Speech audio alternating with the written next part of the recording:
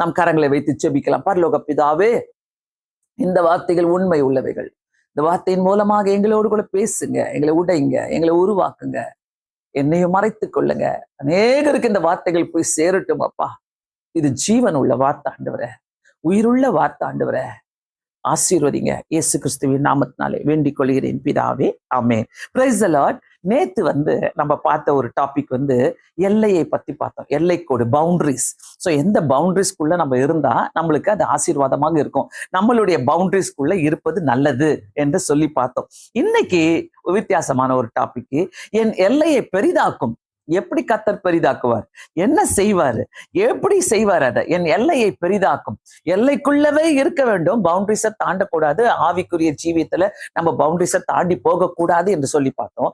இன்னைக்கு என் எல்லையை பெரிதாக்கும் ஆண்டவரே என்று சொல்லி ஜெபிக்கலாம். ரொம்ப ஒரு முக்கியமான ஒரு டாபிக், எல்லாருக்குமே தேவையான ஒரு டாபிக் இது. அந்த டாபிக்கை எல்லாருமே நீங்க தயவு செய்து உங்களுக்குள்ள நீங்க சிந்திக்குமாறு நான் கேட்டுக்கொள்கிறேன். எடுத்துக்கொள்வோம். 1 நாளாகமம் 4வது அதிகாரம், எல்லாருக்குமே ஒரு தெரிந்த வசனம், 10வது வசனம். யாபேஸ் இஸ்ரவேலின் தேவனை நோக்கி, நீர் என்னை ஆசீர்வதித்து என் எல்லையை பெரிதாக்கி உமது கரம் என்னோடு கூட இருந்து தீங்கு என்னை துக்கப்படுத்தாதபடிக்கு அதற்கு என்னை விலக்கி காத்தருளும் என்று வேண்டிக் கொண்டான். அவன் வேண்டிக் கொண்டதை தேவன் அருளினார். டெய்லியே இந்த வார்த்தையை சொல்லி நான் ஜெபம் பண்ணுவேன். அந்த யாபேஸ் என்ற இடத்துல என் பேரை போட்டு நான் ஜெபம் பண்ணுவேன். டெய்லியே ஜெபம் பண்ணுவேன். ஸோ வாழ்க்கையில அதோடைய ரகசியங்களை நான் அனுபவிச்சுட்டு இருக்கிறேன். உண்மையாகவே இந்த ரகசியங்களை நம்ம தெரிந்து கொண்டா கண்டிப்பாக கர்த்தர் இதை ஆசீர்வதிக்க வல்லவராய் இருக்கிறார். ஸோ முக்கியமாக பார்த்தீங்கன்னா ஒரு வித்தியாசமான கண்ணோட்டத்தோடு நம்ம இதை இன்னைக்கு பார்க்க போகிறோம். இந்த வசனத்தை அவருக்கு எடுத்து, அந்த யாபேஸ் யாருன்னாக்கா, யாபேஸை அவங்க தாயார், அதுக்கு முன்னாடி வசனம் சொல்லுது, அவன் தாய் நான் துக்கத்தோடு அவனை பெற்றேன் என்று சொல்லி அவனுக்கு யாபேஸ் என்று பெயரிட்டாள். துக்கத்தோடு பெற்றாலாம். சோ மற்ற சகோதரரை பார்க்கலும் இவனை பெற்றுக்கொள்ளும் போது நான் துக்கத்தோடே பெற்றேன் என்று சொல்லி அவளுக்கு யாபேஸ் என்று பெயரிடுகிறான். இதுதான் யாபேஸ். ஒரு சின்ன ஒரு கதையை நான் உங்களுக்கு சொல்லிடுறேன். முதலாவது பாயிண்ட், யாபேஸ் அதாவது கர்த்தர் துன்பத்தை மாற்றுகிறவர் என்று தெரிந்து கொண்டார். தன்னுடைய வாழ்க்கையில பிறக்கும் போதே துன்பங்கள் இருக்குது, தன்னுடைய வாழ்க்கையில பிறக்கும் போதே கசப்புகள், வெறுப்புகள். ஆண்டவரே, நான் இதை எப்படி தாண்டி போவேன், எனக்கு ஒண்ணும் புரியலையே என்று சொல்லும் போது கர்த்தர் துன்பத்தை மாற்றுகிறவர் என்று சொல்லி யாபேசு தன் தாயால் துன்பப்பட்டு பெற்றெடுக்கப்பட்டவனா இருந்தாலும் அதாவது அவர் அந்த மனதோட இல்லாம கர்த்தர் என்னை சோதனையிலிருந்து விடுதலை ஆக்குகிறவர், என்னை சோர்விலிருந்து விடுதலை ஆக்குகிறவர், என்னை துன்பத்திலிருந்து விடுதலை ஆக்குகிறவர் என்று சொல்லி, துன்பத்தை மாற்றுகிறவர் என்று சொல்லி முக்கியமாக ஆண்டவர்கிட்ட போய் ஜெபிக்கிறாரு. இஸ்ரவேலின் தேவனை நோக்கி அவர் ஜெபிக்கிறத பத்தீங்களா? இஸ்ரவேலின் தேவனை நோக்கி, நீர் என்னை ஆசீர்வதித்து, ஏன் நான் துன்பத்தோடு பெற்றெடுக்கப்பட்ட என்னுடைய தாயாருக்கு, நான் வேண்டா வெறுப்பா பெற்றெடுக்கப்பட்ட என்னுடைய தாயாருக்கு நான் வேண்டா வெறுப்பா நான் இருக்கிறேன் என்றால் இந்த நாளில கண்டிப்பா கர்த்தரோடு கூட நம்ம ஜெபிக்க வேண்டிய ஒரு காரியம், ஆண்டவரே நீ துன்பத்தை மாற்றுகிற தேவன். சோ எடுத்தவன அவர் இஸ்ரவேலின் தேவனை நோக்கி அவர் கேட்கிற காரியம் என்னன்னா, நீர் என்னை ஆசீர்வதித்தால் ஒழி அப்படிலாம் கேட்கிற, நீர் என்னை ஆசீர்வதித்துன்னு கேட்கிற, நீர் என்னை ஆசீர்வதித்து. சோ இந்த துன்பத்தை மாற்றுகிற தேவன் கிட்ட நம்ம கூட ஜெபிக்கணுங்க. வாழ்க்கையில இது என்னுடைய தலைவிதி, நான் இப்படிதான் இருக்கணும், எங்க அம்மா என்ன சொல்லிட்டாங்க, உன்னை கஷ்டத்துல நான் பெற்றெடுத்தேன்னு சொன்னாங்க, உன்னால எனக்கு பிரயோஜனமே இல்லைன்னு சொல்லிட்டாங்க, எங்க அம்மா அப்பா எனக்கு ஒதுக்கி வச்சுட்டாங்க, நான் எதுக்குமே பிரயோஜனம் இல்லை, எனக்கு ஒண்ணுமே இல்லைன்னா கூட கர்த்தர் உங்களை உருவாக்கி வைத்திருக்கிறார். தாயின் கர்ப்பத்திலேயே அவர் தேர்ந்தெடுத்த தேவன். சோ இந்த இடத்துல நம்ம ஜெபிக்க வேண்டிய ஒரு காரியமே, ஆண்டவர் என்னுடைய மன சோர்வுகளை அகற்றுகிற தேவன். அவங்க சொல்லிட்டாங்களே சொல்லி ஒருவேளை அவர் கவலைப்பட்டிருந்தா எப்படி இருந்திருக்கும்? ஏன்னா அது வேதத்திலே பதிவா இருக்குது. 9வது வசனத்துல, அவள் தாய் தன்னை துக்கத்தோடு அவனை பெற்றேன் என்று சொல்லி அவனுக்கு யாபேஸ் என்று பெயரிட்டாலும். துக்கத்தோடு நான் பெற்றதுனால நான் அப்படியே வாழ்ந்துட முடியுமா? நான் துக்கத்தோட இருக்க முடியுமா? வாழ்க்கையில நான் துக்கத்தோட நான் கடந்து செல்ல முடியுமா? இல்ல. பிரியமானவர்களே, கொஞ்சம் யோசிக்கலாமா? யாரெல்லாம் இப்படிப்பட்ட சூழ்நிலையில இருக்கிறீங்களோ இந்த நேரத்துல கர்த்தர்ட்ட கேளுங்க. என்னுடைய சோர்வை, மனசோர்வை, என்னுடைய கலக்கத்தை நீர் மாற்றுகிற தேவனாய் துன்பத்தை மாற்றுகிற தேவனாய் இருக்கிறீர் என்று சொல்லி நீங்க கேட்கும் போது கர்த்தர் அதை ஆசீர்வாதமாக்கி தருகிற தேவனாய் இருக்கிறார். 2வது காரியம், வித்தியாசமான ஜபத்தின் பலன் அங்க பாக்குறோம். நம்ம சோ அவன் அவன் எப்படி கூப்பிடுறான்னா, இஸ்ரவேலின் தேவனை நோக்கி என் எல்லையை விரிவாக்க கேட்டான். என் எல்லையை விரிவாக்குங்க. அதாவது எப்படிப்பட்ட எல்லைக்குள்ள அவன் இருக்கிறான் என்று சொல்லாது. மனசோர்வான ஒரு எல்லைக்குள்ள, ஒரு துன்பத்தின் எல்லைக்குள்ள, ஒரு கசப்பான ஒரு எல்லைக்குள்ள, ஒரு வேண்டாத சூழ்நிலையின் எல்லைக்குள்ள இருக்கும் போது என் எல்லையை நீர் பெரிதாக்குகிறவர். நான் அந்த எல்லைக்குள்ள உட்கார்ந்துருக்க முடியுமா? யோசிக்கலாமா? ஒருவேளை நீங்க கஷ்டத்துல ஒரே காரியத்தை பத்தி யோசிச்சுட்டே இருக்கிறீங்க, ஒரே காரியத்திலே நீங்க ஒரு துன்பமா இருக்கிறீங்க, ஒரே காரியத்தை பத்தி நீங்க சிந்திச்சுட்டு இருக்கிறீங்கன்னாக்கா அதுலயே நீங்க உட்கார முடியுமா? அதுலயே நான் வாழ்நாள் இப்படிதான் எனக்கு போல, இதுதான் எனக்கு தலைவிதி போல இல்ல. கர்த்தர் காரியத்தை மாற்றுகிற தேவன் என்று சொல்லி எடுத்தவன நீர் என்னை ஆசீர்வதித்து என் துன்பத்தை மாற்றுகிறவர், என் எல்லையை விரிவாக்குகிறவர் என்று சொல்லி கேட்கிறாரு. மூன்றாவது காரியம், இன்னும் நம்ம டீட்டெயிலா போக போறோம். மூன்றாவது காரியம் நம்ம கேட்கலாம்னாக்கா, அதாவது தெய்வீக பரலோக ஆசீர்வாதத்தை அவர் கேட்கிறாரு. அவனது ஜெபத்தை கேட்டு தேவன் அவனுக்கு கட்டளையிட்டதை செய்தார். அத வேண்டிக் கொண்டதை, அதாவது என் எல்லையை பெரிதாக்கி உமது கரம் என்னோடு கூட, அவன் வேண்டிக் கொண்டதை தேவன் அருளினார். அந்த அந்த அந்த வார்த்தையில, அந்த வசனத்துல கேட்கிறதையும் பார்க்கிறோம், கொடுக்கிறதையும் பார்க்கிறோம். அவர் கேட்கிறாரு, கர்த்தர் கடைசியில முடிக்கும் போது, அந்த வசனத்தை முடிக்கும் போது அவன் வேண்டிக் கொண்டதை தேவன் அருளினார். ஆமென், ஹல்லேலூயா. நான் தயவு செய்து கேட்கிறேன், பார்த்து கொண்டிருக்கிற அத்தனை பேருமே உங்க வாழ்க்கையில இன்னையிலிருந்து இந்த வசனத்தை சொல்லி ஜெபிக்க ஆரம்பிங்க. நான் டெய்லி சொல்லி ஜெபம் பண்ணுவேன். என் எல்லையை பெரிதாக்கி வைத்திருக்கிறார் கர்த்தர். நான் எங்கேயோ பிறந்தேன், எங்கேயோ வளர்ந்தேன், ஆனா இன்னைக்கு என்னுடைய எல்லையை கர்த்தர் பல விதத்துல பெரிதாக்கி வைத்திருக்கிறார்.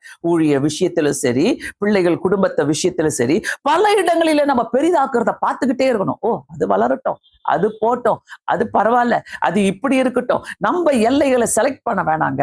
நம்ம எல்லைக்குள்ள இருக்கும் போது அந்த எல்லையை கர்த்தர் பெரிதாக்க வல்லவராய் இருக்கிறார். அதனால மறந்துடாதீங்க. சரி, எந்தெந்த எல்லைகளை விரிவாக்க பெரிதாக்க நம்ம கேட்கலாம்? நீங்க உடனே சொல்லுவீங்க. என்ன சொல்லுவீங்க? எந்தெந்த எல்லைகளை கர்த்தர் விரிவாக்க வேண்டும், எந்தெந்த எல்லைகளை பெரிதாக்க வேண்டும். நம்ம உடனே ஆண்டவர்கிட்ட என்ன கேட்போம்? ஆண்டவர் வராரு, இயேசு கிறிஸ்து வந்து கேட்கிறாரு, எப்படிப்பட்ட எல்லையை நான் உனக்கு பெரிதாக்கி தர வேண்டும், உனக்கு என்ன வேண்டும் அப்படின்னு கேட்டா உடனே சொல்லுவோம் இல்ல, என் சொத்தை பெருசாக்கி தாங்க, என் பணத்தை பெருசாக்கி தாங்க, என் பிசினஸ பெருசாக்கி தாங்க, அப்புறம் என் குடும்பத்தை பெருசாக்கி தாங்க, ஆண்டவரே எனக்கு இருக்கிற அத்தனை பொக்கிஷத்தையும் பெருசாக்கி தாங்க. இப்படிதானே கேட்போம். உண்மையாவே இதுதானே கேட்போம். இதை கர்த்தர் விரும்புறாரா? இப்படிப்பட்ட பொக்கிஷங்களையும் இப்படிப்பட்ட காரியத்தையும் கர்த்தர் பெரிதாக்க சொல்லி நம்ம கேட்கும் போது அவர் நம்ம, இதுதான் என்னுடைய ஜபமா, இதுதான் யாபேசுடைய ஜபமா இருந்ததா? என் எல்லையை பெரிதாக்கும், என் சொத்தை பெரிதாக்கும் கேட்கிறாரு அவரு. இல்ல. ஆண்டவரே என் பணத்தை பெரிதாக்கும். இல்ல. எப்படி நம்ம செபிக்க வேண்டும்? எல்லையை பெரிதாக்குவதின் அர்த்தம் என்ன? எல்லையை பெரிதாக்குவதின் அர்த்தம் என்ன? நம்பர் 1, ஆவிக்குரிய வளர்ச்சி. ஜெபத்திலும் தேவனோடு கூட இருக்கிற உறவிலும் இன்னும் நான் ஆழமாக போவதற்கு பெரிதாக்குங்க. எப்படிப்பட்ட சோதனை வட்டங்க. யாபேஸ் யாரு? மனவேதனையோடு பெற்று விட்டாங்க அவங்க அம்மா, மனவேதனையோடு பெற்று போட்டாங்க அவனை. ஆனா அவர் ஜெபம் பண்றாரு, என் எல்லையை பெரிதாக்கும் ஆண்டவரே, என் ஜெபத்திலும் தேவனோடு கூட இருக்கிற உறவிலும் இன்னும் ஆழமாக நான் போகணும். மீதி எல்லாம் கர்த்தர் பார்த்துப்பார். நம்ம நிறைய நேரங்களில நம்மளுக்குரிய முன்னாடி என்ன இருக்குதோ அதுக்காக மட்டுமா ஜெபம் பண்ணிட்டு இருக்கிறோம்ல. இந்த தேவை, இந்த தேவை, இந்த தேவை இல்ல. ஆண்டவர்கிட்ட போய், ஆண்டவரே நான் ஜெபத்துல இன்னும் ஆழமா போகணும், நான் வேத வாசிப்புல இன்னும் ஆழமா போகணும், ஊழியத்துக்குள்ள நான் இன்னும் ஆழமா போகணும், இன்னும் ஆண்டவரே என்ன நீர் இன்னும் ஆண்டவரை விரிவாக்கி கொடுக்கறத நான் பார்க்கணும் ஆண்டவர் சொல்லி ஜெபிக்கும் போது ஆட்டோமேட்டிக்கா நம்முடைய ஒவ்வொரு தேவைகளையும் கர்த்தர் அவர் ஏற்றுக்கொண்டு எடுத்து வழி நடத்துகிற தேவனாய் இருக்கிறார். யாபேஸ் சும்மா ஜெபம் பண்ணல. வெறுக்கப்பட்டவன், கசப்பாக்க பிறக்கப்பட்டவன், எனக்கு பிடிக்கல, நான் என்ன செய்யறோம், இந்த குழந்தைய வைத்து நான் என்ன செய்ய போறேன், இப்படிப்பட்டவன் அப்படிப்பட்டவன் என்று பல காரியங்கள் இருந்தாலும் நம்முடைய வாழ்க்கையில கர்த்தர் நம்மளை கைவிடாத தேவனா இருக்கிறார். நல்லா தெரிஞ்சுக்கங்க. நம்ம கிட்ட இருக்கிற ஜெபத்தை, நம்ம கிட்ட இருக்கிற வல்லமைய, நம்ம மேல போட்டு வச்சிருக்கிற அபிஷேகத்தை, நம்ம மேல கர்த்தர் போட்டிருக்கிற ஒவ்வொரு கிருபைகளையும் பெரிதாக்கி கொள்ளணுங்க. அதே மாதிரி நான் உட்கார்ந்து இருக்க கூடாது. Okay, yes, this is enough, இது எனக்கு போதும், அதுதான் நான் வாழ போறேன், இந்த வாழ்க்கைக்குள்ள நம்ம போகவே கூடாது. பிரியமானவர்களே, தயவு செய்து நல்லா புரிஞ்சுக்கங்க. ஒரு அருமையான ஒரு வார்த்தை இது, எனக்கு ரொம்ப பிடிக்கும் இந்த வார்த்தை.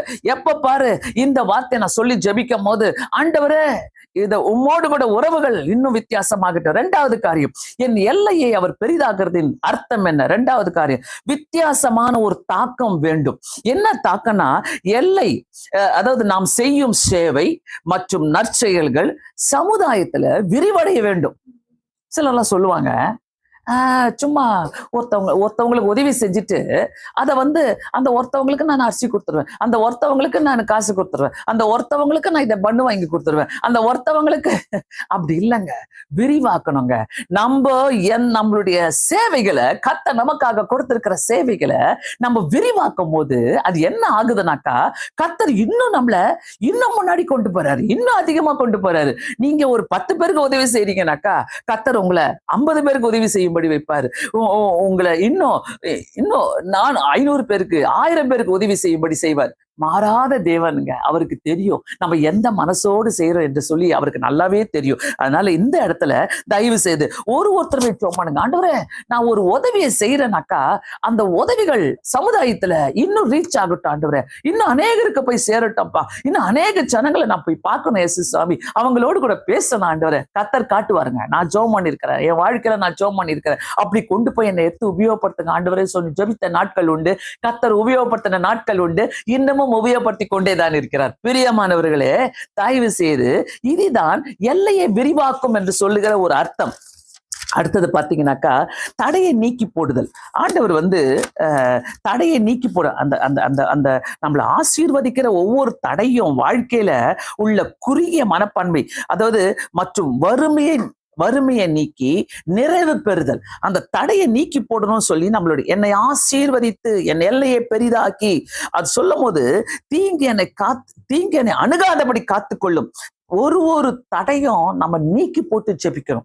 நம்ம செய்ய போற ஒரு காரியங்களுக்கு, சில நம்மளுடைய வாழ்க்கையில முன்னேற்றத்திற்கு, ஆண்டவருக்காக செய்ய போற காரியங்களுக்கு சில தடைகள் வருதுனாக்கா அந்த தடையை நீக்கி போடுங்க, ஆண்டவர்கிட்ட கொண்டு போய் வைங்க.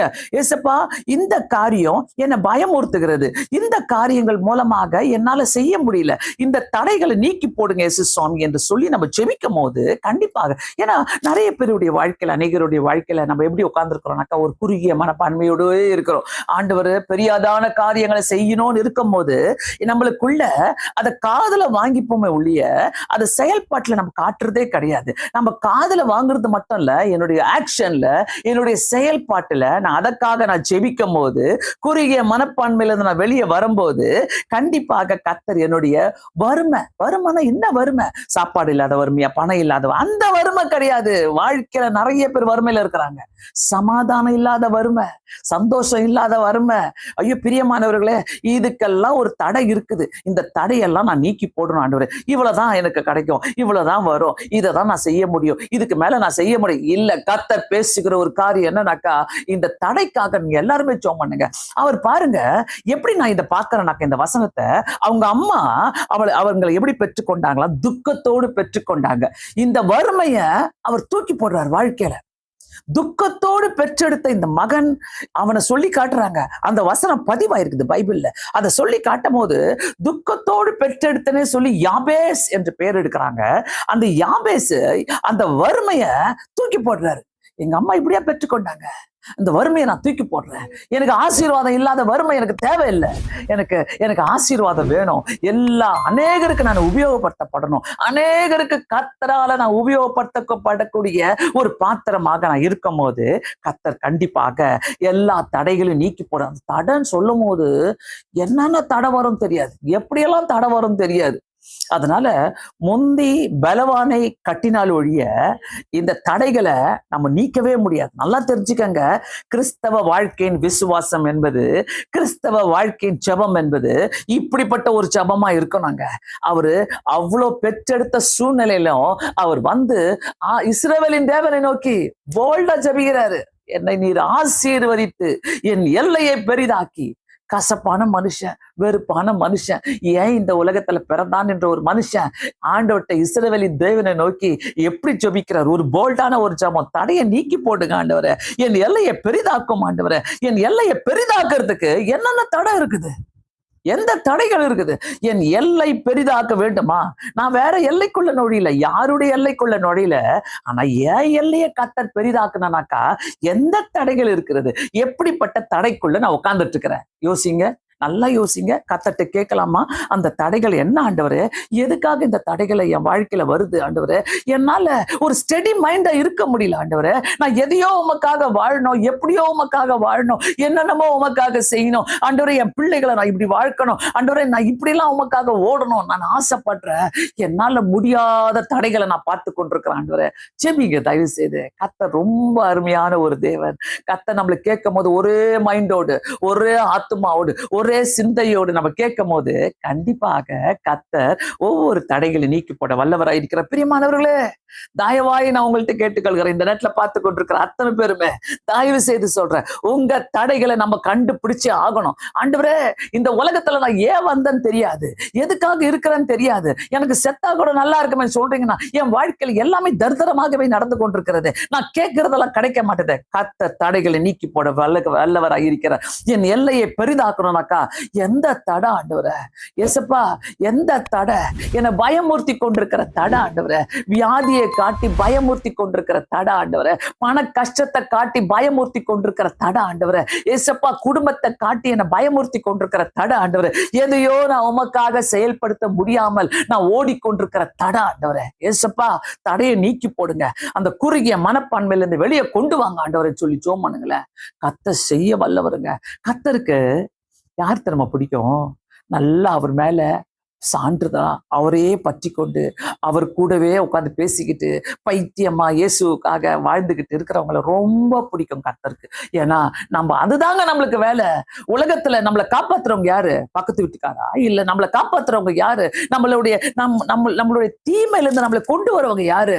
தீமை என்னை அணுகாதபடி காத்துக்கொள்ளும் என்று வேண்டிக் கொள்கிறார். அவர் பாருங்க, தீங்கு என்னை அணுகாதபடி காத்துக்கொள், என்னை துக்கப்படுத்த கூடாது, தீங்கு என்னை துக்கப்படுத்த கூடாது. எத்தனை பேருக்கு இந்த ஜபம் பிடிக்குது? பிரியமானவர்களே, இன்னைக்கு பார்த்து கொண்டிருக்கிறீங்கன்னா ஆண்டவர்ட்ட ஜெபம் பண்ணுங்க. ஆண்டவரே, என் வீட்டுக்குள்ள வந்திருக்கிற தீங்கு, ஆண்டவரே என் வாழ்க்கையில வந்திருக்கிற தீங்கு, there is a reason for it. ஆண்டவருக்கு சொல்றாரு, உனக்கு ஒரு தீங்கு வருதுனாக்கா அதுல ஒரு ரீசன் இருக்குது. நான் அதை கடைசியில நான் சொல்ல போறேன். அதனால தயவு செய்து ஜெபம் பண்ணுங்க. இந்த தீங்கு என்னுடைய வாழ்க்கையில வராதபடி காத்துக்கொள்ளும் ஆண்டவரே என்று சொல்லி ஜெபம் பண்ணுங்க. ஐயோ, ரொம்ப அருமையான ஜெபம். டெய்லி நான் சொல்லுவேன் இந்த ஜெபத்தை. இந்த ஜெபத்தை என் பேர் யாபேஸ் என்ற பேர்ல என் பேரை போட்டு நான் ஜெபம் பண்ணுவேன். நீங்களும் ஜெபம் பண்ணுங்க. 4வது காரியம், எண்ணங்களிலே செயல்களிலே ஒரு மாறுதல் இருக்க வேண்டும். Excuse me. அதாவது ஒரு பிராட் மைண்ட் இருக்கணுங்க. ஆண்டவர்கிட்ட வந்தா ஆண்டவர் எதை செய்தாலும் நம்ம அதை அக்செப்ட் பண்ணிக்கொள்ற பிராட் மைண்ட் நமக்கு வேண்டும். அதாவது ஒரு பிராட் மைண்ட் செட், ஒரு குறுகிய மைண்ட் செட் இருக்கக்கூடாது, நேரோ மைண்ட் செட் இருக்கக்கூடாது. அதெல்லாம் உதவாது. என்னுடைய எண்ணங்களிலே செயல்களிலே நான் எல்லாத்தையும் மாத்திக்கணும். அதாவது பவுல் சொல்லுவாரு, நான் எபிரியனாகவும் கிரேக்கனுக்கு கிரேக்கனாகவும் யூதனுக்கு யூதனாகவும் வாழ்ந்தேன்னு சொல்லுவாரு. பிரியமானவர்களே, எதுக்காக இப்படி ஒரு பிராட் மைண்ட் செட் இல்லாம ஒரு குறுகிய மனப்பான்மை வச்சுக்கிட்டு நம்ம உட்கார்ந்து இருக்கணுமோ எனக்கு தெரியல. எங்க சமுதாயம் இப்படிதான் சொல்லும், எங்களுடைய ஸ்ட்ரீட்ல நான் இப்படிதான் இருக்கணும், எங்களுடைய சர்ச்சுக்குள்ள நான் இப்படிதான் இருக்கணும், ஒரே பயங்கரமான ஒரு குறுகிய மைண்ட் செட் வச்சுக்கிட்டு நம்ம ஆண்டவரை தெரியாம, ஆண்டவர் ஒரு கசப்பான மனுஷன் வந்து ஆண்டவர்கிட்ட பேசுறாங்க. அவங்க அம்மா சொல்லிட்டாங்க, உன்னை நான் ரொம்ப துக்கத்தோடு பெற்றெடுத்தேன், அதுக்குதான் உனக்கு யாபேஸ் என்று பேர் வச்சேன். ஆண்டவர்கிட்ட வந்து போல்டா கேட்கறாங்க, இஸ்ரவேலின் தேவனை நோக்கி நீர் என்னை ஆசீர்வதித்து என் எல்லையை பெரிதாக்கி தீங்கு எனக்கு வராதபடி ஜெபம் பண்ணுங்க. எத்தனை பேருடைய வாழ்க்கையில இன்னைக்கு தீங்கோட நம்ம உட்கார்ந்துட்டு இருக்கிறோம்? எத்தனை பேருடைய வாழ்க்கையில குடும்பத்துல ஒரு பெரிய தீங்கு வந்து உட்காந்துக்கிட்டு எல்லாரையும் பயமுறுத்திக்கிட்டு கிடக்கும். ஐயோ, இந்த தீங்குல நான் எப்படி வெளியில வருவேன்? இப்படிப்பட்ட காரியத்துல அந்த தீங்க வெளியே அனுப்புங்க வீட்டுக்குள்ள இருந்து. அதாவது அதுக்கு நம்ம என்ன செய்யலாம்? 4 பாயிண்ட் பார்த்த வித்தியாசமான காரியங்களை. அதாவது நம்ம என்ன செய்ய வேண்டும்? இதெல்லாம் முதலாவது, ஒரு துணிச்சலான ஜெபம் தேவை. துணிச்சலான ஜெபம் வந்து கமிட்மெண்டோட இருக்கணும். அதுக்குள்ள ஒரு கமிட்மெண்ட் இருக்கணும். ஆண்டவர், நான் செய்யற ஜெபத்தை முதலாவது என்ன நம்பணும் ஆண்டவர். 2வது, நான் செய்யற ஜெபத்தை கர்த்தர் நம்பணும். இது வாயளவு இருக்கக்கூடாது. அததான் இதை செய்யறாரு. யாபேசுடைய ஜெபம் துணிச்சலான ஜெபம். அம்மா கசப்போடு பெற்றெடுத்தாங்க, இவர் வந்து அடுத்த வசனத்துல யாபேஸ் இஸ்ரவேலின் தேவனை நோக்கி நீர் என்னை ஆசீர்வதித்து ஜெபம் பண்ற. துணிச்சலான ஜபங்க. கர்த்தர் என்ன ஆசீர்வதிக்கணும்னாக்கா முதலாவது கர்த்தர் என்ன நம்பணும், ரெண்டாவது கர்த்தர் என் ஜபத்தை நம்பணும். நீ டெய்லி ஜெபம் பண்ணுவ, நீ டெய்லி என்கிட்ட வருவ, டெய்லி நீ என்கிட்ட பேசுவ, நீ எனக்கு தேவை, அதனால கர்த்தர் என்ன நம்பணும். துணிச்சலான ஜபத்தை செய்யறாருங்க அந்த இடத்துல. அதாவது சிறிய காரியங்களோடு நின்று விடாமல் பெரிய ஆசீர்வாதங்களை ஆண்டவருடைய சித்தத்தோடு கேட்க நம்ம ஜெபிக்க வேண்டும். புதிய ஆசீர்வாதங்களுக்காக நம்மளை தயார்படுத்திக் கொள்ள வேண்டும். அப்படியே விடுகிற தேவனே இல்ல. ஜெபிக்கிற ஒருத்தருக்கும் புதிய புதிய ஆசீர்வாதங்களை தருகிற தேவனாய் இருக்கிறார். அவர் மாறவே மாட்டாரு, நிச்சயம் மாற மாட்டாரு. ஆண்டவரை நேசிக்கிறோனாக்கா, ஆண்டவர் மேல பச்சதலா இருக்கிறோனாக்கா, ஆண்டவரை பத்தி நான் சிந்திக்கிறேனாக்கா, கண்டிப்பாக என் வாழ்க்கையில புதிய ஆசீர்வாதங்களை பெற்றுக்கொள்வதற்கு நம்மளை தயார்படுத்திக் கொள்ள வேண்டும். அதாவது அந்த இடத்துல நான் திரும்ப திரும்ப I want to remind you all, அதாவது என்னன்னாக்கா, சிறிய காரியங்களோட அவர் விட்டுல, ஏய் நீ உதவாதவன்டா, அதுக்கு தாண்டா உனக்கு யாபேஸ்ன்னு பேர் வச்சேன், உன்னை கசப்போடு பெத்துட்டான்டா, உன் வாழ்க்கையில உன்னை வச்சுக்க நான் என்ன பண்ணுவேன்னு தெரியாதுடா, இப்படிலாம் பேசியிருக்கலாம் ஒருவேளை அம்மாமார்கள் அப்பாமார்கள் வீட்டுல குடும்பத்தார் இப்படி எல்லாம் பேசியிருக்கலாம். ஆனா அந்த இடத்துல வந்து ஜெபிக்கிறாரு, துணிச்சலான ஒரு ஜபத்தை செய்யறாரு பாருங்க. இஸ்ரவேலின் தேவனை நோக்கி நீர் என்னை ஆசீர்வதித்து, இஸ்ரவேலின் தேவனை நோக்கி நீர் என்னை ஆசீர்வதித்துன்னு கேட்கிறாரு பாருங்க. ஆசீர்வாதத்தை கேட்கிறாருங்க.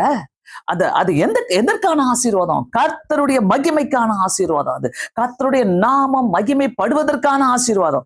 ஒன்னே ஒண்ணு வாழ்க்கையில மறக்காதீங்க, கர்த்தர் நம்மளை ஆசீர்வதிக்கிறாருன்னா அந்த ஆசீர்வாதங்களை எதுக்குனாக்கா அவருடைய நாமம் மகிமைப்படுவதற்காக தான்.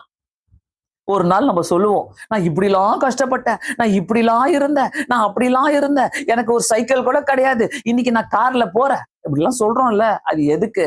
அந்த அந்த அந்த அந்த சிச்சுவேஷன்லாம் கர்த்தர் அனுமதிச்சு நம்மளை கொண்டு போறாருனாக்கா அந்த சிச்சுவேஷனை கர்த்தர் ஆசீர்வாதமாக அவருடைய நாமத்துக்கு மகிமையாக செய்யறாரு.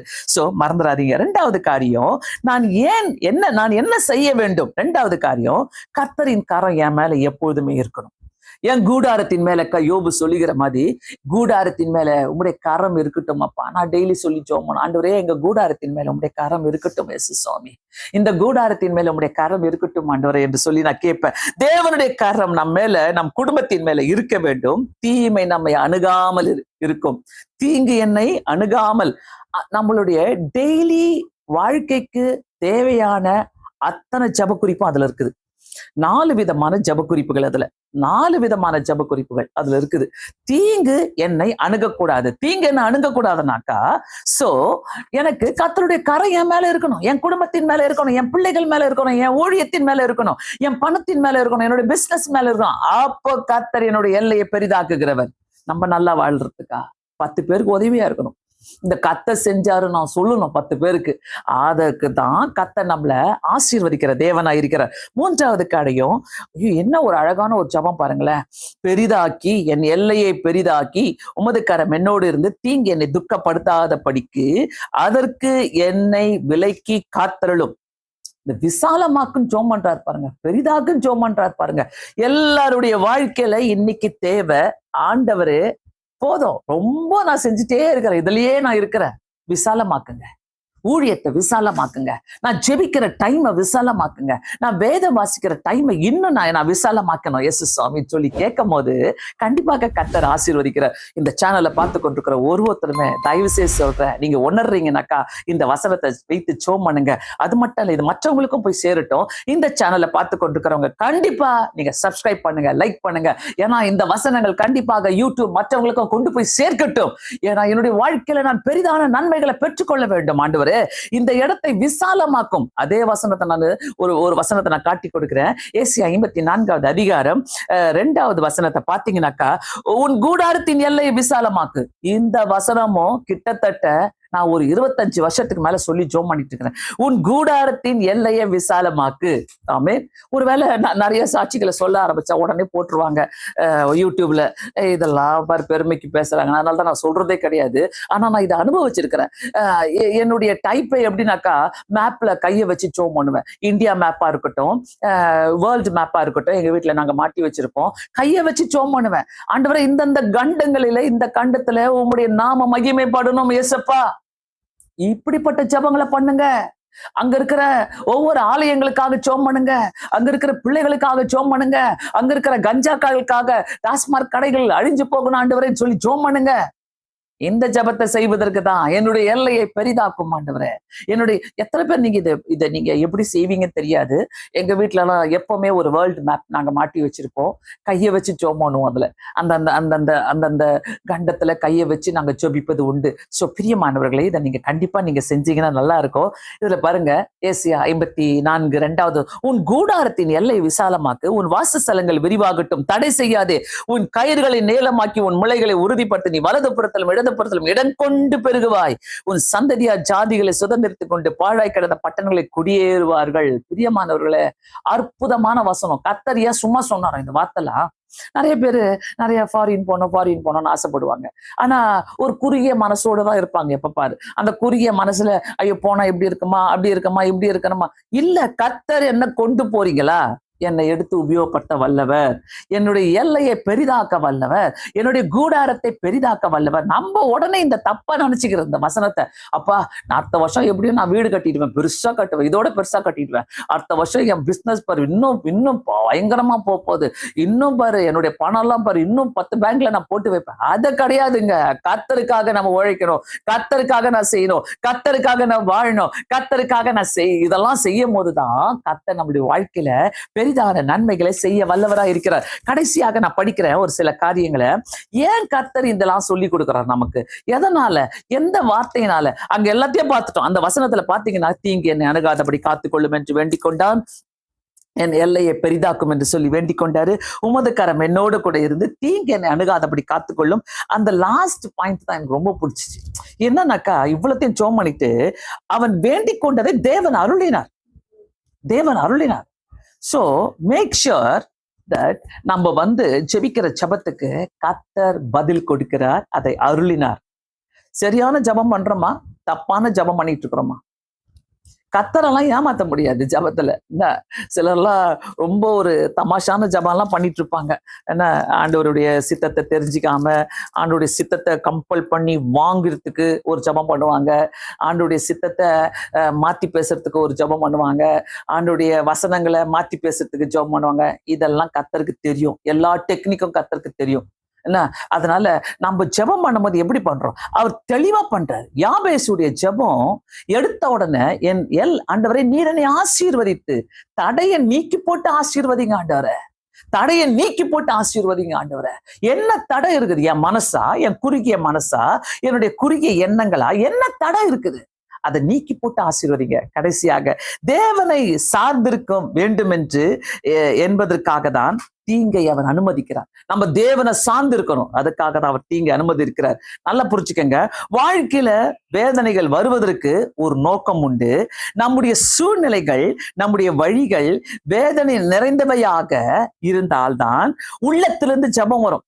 வாழ்க்கையில பாத்தீங்கன்னாக்கா ஜபமே பண்ண மாட்டாங்க, எல்லாமே நல்லா ஓட்டினா ஜபம் பண்ண மாட்டாங்க. ஆனா ஒரு கஷ்டம் வந்துட்டா அப்படியே ஆண்டவரை பூந்துகிந்து ஏதோ ஒரு தேடி ஒரு ப்ரேயர் பண்ணிட்டு அனுப்பி வச்சு, ஐயோ எனக்கு நீங்க ஜபம் பண்ணாதான். அவங்க அம்மாவை ஜெபம் பண்றாங்க. அவங்க அம்மா என்ன சொல்றாங்க? உன்னை வேதனையோட தான் பெற்று எடுத்தேன்னு சொல்றாங்க. அது யாபேஸ் தான் ஜெபம் பண்ணி அதுல இருந்து விடுதலை வாங்குறாரு. இந்த இடத்துல தயவு செய்து பார்த்து கொண்டிருக்கிறவங்க ஒருத்தருமே இயேசு கிறிஸ்துவின் நாமத்தினாலே நான் சொல்றேன், உங்களுக்கு தயவு செய்து வாழ்க்கையில வேதனையோடு இருக்கிறீங்களா? நீங்க ஆண்டவர் கிட்ட வருவதற்காக தான் இந்த வேதனை. அந்த வேதனை வந்தாதான் நம்ம உள்ளத்துல இருந்து ஜெபம் வரும். எதனா ஒரு பயம் வந்தாதான் ஐயோ இயேசுவேன்னு சொல்லுவோம். பாத்தீங்கன்னா, ஐயோ கடவுளே என்னை காப்பாத்துங்கன்னு சொல்லுவோம். இல்லைன்னா நம்ம சொல்லவே மாட்டோம். இந்த இடத்துல தயவு செய்து இந்த இடத்துல நீங்க யாராவது வேதனையில் இருக்கிறீங்கன்னா, இந்த வேதனையை ஏன் எனக்கு கடவுள் கொடுத்தான்னு கேட்காதீங்க. இந்த வேதனை வருவதற்கு காரணம் என் உள்ளத்துல இருந்து ஜபங்கள் வர வேண்டும். நம் வாழ்வில நோக்கமே ஜெபிப்பதற்காக தான். ஜெபம் இல்லை என்றால் தேவன் வேதனையை அனுமதிப்பார். ஜெபம் இல்லை என்றால் தேவன் வேதனையை அனுமதிப்பார். நல்லா புரிஞ்சுக்கங்க, தேவன் வேதனையை அனுமதிக்கிறவர், வேதனையை எடுத்து போடுகிறவர், தீங்க எடுத்து போடுகிறவர். அதே நேரத்துல நம்ம ஜெபிக்காத பட்சத்துல இருக்கும் போது சில வேதனைகளை கர்த்தர் அனுமதிப்பார். நம் வேதனைகள் ஜெபங்களாய் மாற்ற வேண்டும். நல்லா புரிஞ்சுக்கங்க. ஐயோ நான் கஷ்டத்திலேயே இருக்கிறேன், தூக்க மாத்திரை போட்டு நான் தூங்கிடுறேன், எனக்கு தூக்கமே வரலையே, நான் எங்கேயாவது சைக்காட்ரிஸ்ட போறேன். சைக்காட்ரிஸ்ட்லாம் உங்களுடைய பிரச்சனையை மாத்த முடியாது. உங்களுக்கு ஏத்த மாதிரி பேசி உங்களை சமாதானம் பண்ணி அனுப்ப முடியும். ஆனா கர்த்தர் மாத்திரமே உங்களுடைய வேதனையை எடுத்து போட முடியும். அதனால்தான் யாபேஸ் இப்படிப்பட்ட ஜெபத்தை ஜெபிக்கிறாரு. என்னுடைய ஆண்டவரே, நீர் என்னை ஆசீர்வதித்து உலகம் பார்க்கட்டும். நான் ஒரு யூஸ்லெஸ் பாயா நான் பிறந்தேன், ஆனா இந்த உலகம் என்னை பார்க்கட்டும். நான் ஆண்டவரே ஏசப்பா, இந்த உலகத்துல நான் வேஸ்டா பிறந்தாலும் நீர் என்னை ஆசீர்வதிக்க வல்லவர் என்பதை பார்க்கட்டும். அதனால நம் வேதனைகளை ஜபங்களாக மாற்றுங்க, ஜபங்களாக. அப்பொழுதுதான் அது நம் தேவனிடத்துல சேர முடியும். இன்னொன்னு பாருங்க, நாம் நம்முடைய வாழ்க்கையின் மூலமாக அவர் மகிமைப்பட முடியும். சோ நான் என்ன சொல்றேன்னாக்கா, don't settle down in your comfort zone. உங்களுடைய கம்ஃபர்ட் ஜோன்லயே உட்கார்ந்து இப்படிதான் அப்படிதான் கர்த்தரே வரட்டும், கர்த்தரே இதை செய்யட்டும் சொல்லாதீங்க. கர்த்தர் வருகிறதுக்கு அவர் கண்டிப்பா எதையாவது ஒன்று செய்யணும்னா உங்க வேதனைகளை, கஷ்டங்களை, உங்க தேவைகளை, உங்களை ஒவ்வொருத்தையும் ஜபங்களாக மாற்றுங்க. முட்டி போட்டு ஜெபிக்கிறதுக்கு நிறைய பேருக்கு வெக்கம், முட்டி போட்டு ஜெபிக்கிறதுக்கு நிறைய பேருக்கு டைம் இல்லைன்னு சொல்லுவாங்க. கர்த்தருக்கும் டைம் இல்லை. பிரியமானவர்களே, ஈஸியா மாற்றிக்கொண்ட வழி, அதாவது நம்ம ஈஸியா எடுத்துக்கொள்ளலாம். ஆனா நம்ம என்ன பண்றோம், சுத்தி வளைச்சு கொண்டு வந்து இப்படி வந்து அப்படி வந்து அப்படி வந்து இப்படி போயிட்டு எதையோ கஷ்டத்துல போயிட்டு கடைசியில வந்து கர்த்தர்ட்ட ஜெபம் பண்றோம். ஆனா யாபேஸ் அப்படி கிடையாது.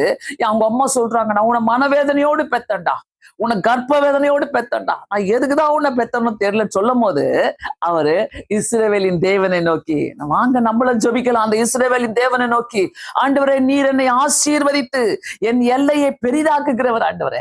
ஹல்லேலூயா. கர்த்தர் பெரிய காரியங்களை நமக்கு செய்கிற தேவனா இருக்கிறார் இந்த இடத்துல. ஆனா மனசோர்வு அடையாதீங்க.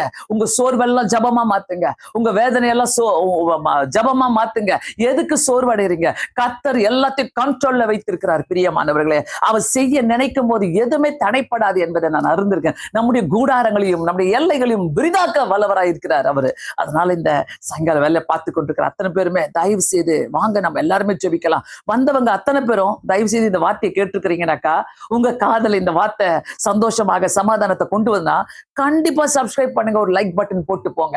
ஏன்னாக்கா நான் எப்பவுமே ஏதாவது எனக்கு ஒண்ணு பிடிக்குது, இது எனக்கு பிரயோஜனம் ஆயிடுச்சுன்னா கண்டிப்பா அங்க ஒரு லைக் பட்டன் போட்டு போவேன், அங்க சப்ஸ்கிரைப் பண்ணிட்டு போவேன். ஏன்னா கர்த்தர் நம்மோடு கூட பேசினார்ல இன்னைக்கு, போட்டு போங்க. கண்டிப்பா வாங்க எல்லாரும் ஜெபம் பண்ணலாம் இந்த இடத்துல.